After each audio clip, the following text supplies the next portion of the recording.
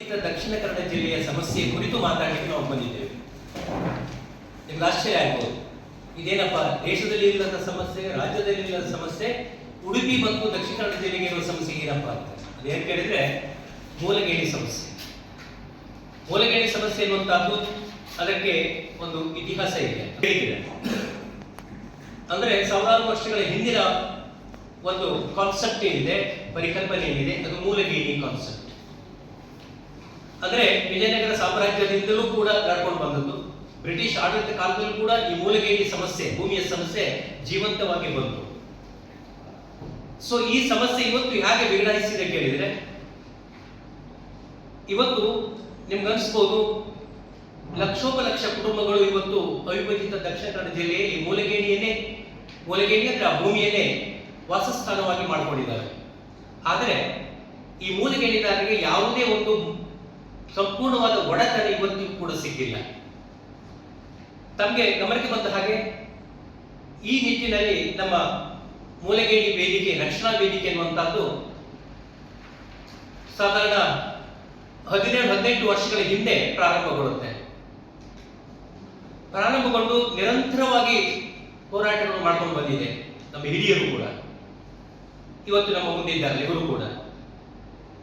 ಆದರೆ ನಮ್ಮೆಲ್ಲರ ಹೋರಾಟದ ಫಲವನ್ನು ಹಾಗೆ ಸರ್ಕಾರದ ಮಟ್ಟದಲ್ಲಿ, ಶಾಸಕಾಂಗ, ಕಾರ್ಯಾಂಗ, ನ್ಯಾಯಾಂಗದ ಮಟ್ಟದಲ್ಲಿ ನಮಗೆ ಸ್ವಲ್ಪ ಮಟ್ಟಿನ ನ್ಯಾಯ ಸಿಕ್ಕಿದೆ, ಪೂರ್ತಿ ಸಿಗಲಿಲ್ಲ.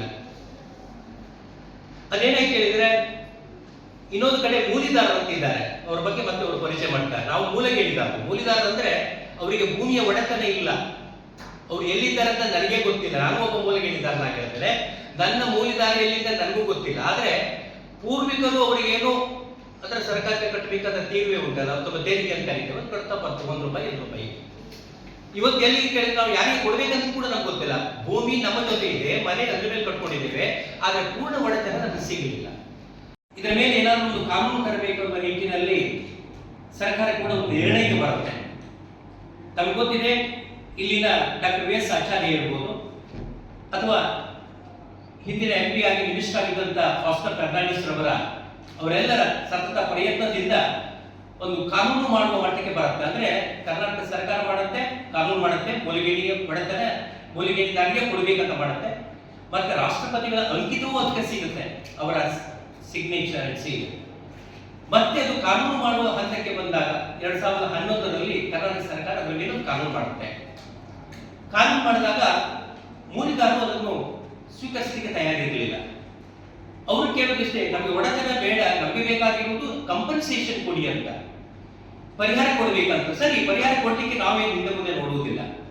ಆದ್ರೆ ಕೋರ್ಟ್ ಹೇಳಿದಂತ ಪರಿಹಾರ ಏನಿದೆ, ನೀವು ಕೊಡುವ ತೀರ್ವೆ ಏನಿದೆ, ರೆಂಟ್ ಏನಿದೆ, ಅದರ 500 ಪಟ್ಟು ಕೊಡಿ, ನಾವು ₹2 ಕೊಟ್ಟರೆ ಅದು 500 ಪಟ್ಟು ಕೊಡಿ ಅಂತ. ಸೊ ಇದಕ್ಕೆ ಮೂಲಿದಾರರು ತಯಾರಿರಲಿಲ್ಲ. ಆಯ್ತು, ಫಸ್ಟ್ ಇದರಲ್ಲಿ ಕಾನೂನು ಮೇಲೆ ಮೂಲಿದಾರರು ಕೋರ್ಟಿಗೆ ಹೋದರು, ಹೈಕೋರ್ಟಿಗೆ ಹೋದರು. ಕೋರ್ಟ್ ಏಕಸದಸ್ಯ ಪೀಠದಲ್ಲಿ, ಕಷ್ಟದೀಕ್ಷಿತರ ಪೀಠದಲ್ಲಿ ನಮ್ಮ ಪರವಾಗಿ ನ್ಯಾಯ ಬಂತು. ಏನು ಮೂಲಗೇಣಿದಾರರಿದ್ದಾರೆ ಅವರ ಬೇಡಿಕೆ ನ್ಯಾಯಯುತವಾದದ್ದು, ಅವರಿಗೆ ಕೊಡಬೇಕಂತ ಕೊಟ್ಟರು. ಈಗ ಅವ್ರು ಏನ್ ಮಾಡಿದ್ದಾರೆ ಕೇಳಿದ್ರೆ, ಈ ಮೂಲಿದಾರರು ಅವ್ರು ಯಾರಂತ ಹೇಳ್ತಾ ಇಲ್ಲ, ಅವ್ರು ಕಣ್ಣಿಗೆ ಕಾಣುವುದಿಲ್ಲ, ಅವರು ಎಲ್ಲೋ ಕೂಡ ಅಗೋಚರವಾದ ಶಕ್ತಿ, ಅಗೋಚರವಾದ ಶಕ್ತಿ ಎಲ್ಲೋ ಕೂತ್ಕೊಂಡು ಅವ್ರು ಏನ್ ಮಾಡ್ತಾರೆ ಕೇಳಿದ್ರೆ ಅಪೀಲ್ ಹಾಕಿದ್ರು. ಕಷ್ಟದೀಕ್ಷೆ ಕೊಟ್ಟಂತ ಪರ್ಫೆಕ್ಟ್ ಆದ ಜಡ್ಜ್ಮೆಂಟ್ ಮೇಲೆ ಅಪೀಲ್ ಹಾಕಿದ್ರು. ಈಗ ಕರ್ನಾಟಕ ಹೈಕೋರ್ಟಿನ ದ್ವಿಸದಸ್ಯ ಪೀಠಕ್ಕೆ ಹೋಗಿದೆ.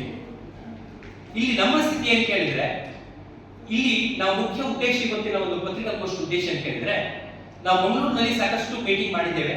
ಅಲ್ಲಿನ ಎಲ್ಲ ಮೂಲಗೇಣಿದಾರರನ್ನು ಒಟ್ಟುಗೂಡಿಸಿ ವೇದಿಕೆ ಮಾಡಿದ್ದೇವೆ. ಎಲ್ಲರೂ ಬಂದಿದ್ದಾರೆ, ಹೆಚ್ಚಿನ ಸಂಖ್ಯೆಯಲ್ಲಿ ಬಂದಿದ್ದಾರೆ, ಎಲ್ಲರೂ ಬರಲಿಲ್ಲ, ಆಯ್ತು. ಆದ್ರೆ ಉಡುಪಿಯವರಿಗೆ ಇನ್ನೂ ಇದು ಬಿಸಿ ತರಲಿಲ್ಲ. ಇವತ್ತು ನಾವು ಒಂದು ಅಂಕಿಅಂಶ ಪ್ರಕಾರ ಉಡುಪಿಯ 7 ತಾಲೂಕುಗಳಲ್ಲಿ ಸರಿಸುಮಾರು 1 ಲಕ್ಷ ಜನ ಮೂಲಗೇಣಿದಾರರಿದ್ದಾರೆ. ಈಗ ನಮ್ಮ ಕಕ್ಷೆಗೆ, ನಮ್ಮ ಸದಸ್ಯತ್ವ ತಗೊಂಡವರು 250-300 ಒಳಗೆ ಇದ್ದಾರೆ. ಇವಾಗ ನಾವು ಯಾಕೆ ಕೂಗ್ತಾ ಇದ್ದೇವೆ ಕೇಳಿದ್ರೆ, ನಿಮ್ಗೆ ಗೊತ್ತಿದೆ, ಇವತ್ತು ನ್ಯಾಯ ಪಡೆಯುವಂತಹದ್ದು ಸ್ವಲ್ಪ ಕಷ್ಟದ ಕೆಲಸ, ದುಬಾರಿ ಕಷ್ಟ. ಅದಕ್ಕೆ ನಾವೇ ಖರ್ಚು ಮಾಡಿ ಹೋರಾಟ ಮಾಡಬೇಕು. ನಾಳೆ ನ್ಯಾಯ ಬಂದ್ರೆ ಎಲ್ಲರೂ ಅಂತ ಹೇಳ್ತಾರೆ, ಆಗ್ಲಿ, ಅರ್ಥಿಲ್ಲ. ಆದ್ರೆ ಅಟ್ಲೀಸ್ಟ್ ನಮ್ಮ ನ್ಯಾಯಾಂಗ ಹೋರಾಟದಲ್ಲಿ ನಿಮ್ಮ ಒಂದು ಪಾಲುದಾರಿಕೆ ಬೇಕಾಗತ್ತೆ, ಭಾಗವಹಿಸಬೇಕಾಗತ್ತೆ. ಆ ದೃಷ್ಟಿಯಿಂದ ಉಡುಪಿ ಜಿಲ್ಲೆಯ 7 ತಾಲೂಕುಗಳಲ್ಲಿರುವಂತಹ ಮೂಲಗೇಣಿದಾರರು ನಾವು 9ನೇ ತಾರೀಕಿಗೆ ಒಂದು ಸಭೆ ಮಹಾಸಭೆಯನ್ನು ಏರ್ಪಡಿಸಿದ್ದೇವೆ ಉಡುಪಿಯಲ್ಲಿ, ಅದು ಮುಂದೆ ನಾವು ಹೇಳ್ತೇವೆ.